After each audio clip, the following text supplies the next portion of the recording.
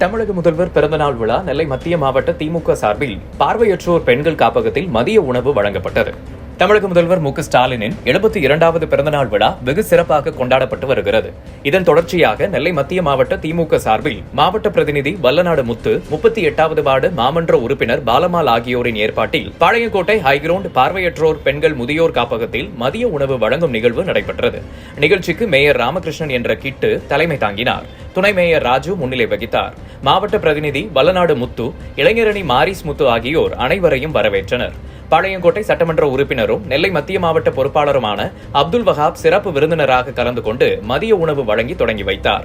இதில் பாளை மண்டல chairman Francis, நெல்லை மாநகர் மாவட்ட துணை செயலாளர் பிரபு, பாளை பகுதி செயலாளர் ஆண்டன் செல்லத்துறை, கவுன்சிலர்கள் பேச்சியம்மாள், கிருஷ்ணம்மாள், நிர்வாகிகள் பாலன் என்ற ராஜா, கமாலுதீன், மகளிர் அணி அனிதா, 12வது வார்டு வட்ட செயலாளர் மேகை செல்வம், நிர்வாகிகள் முப்பிலி தாஸ், கல்யாண சுந்தரம், ஆறுமுகம் தாஸ், இரட்டைசாமி, ஆவின் கல்யாணி உட்பட பலர் கலந்து கொண்டனர்.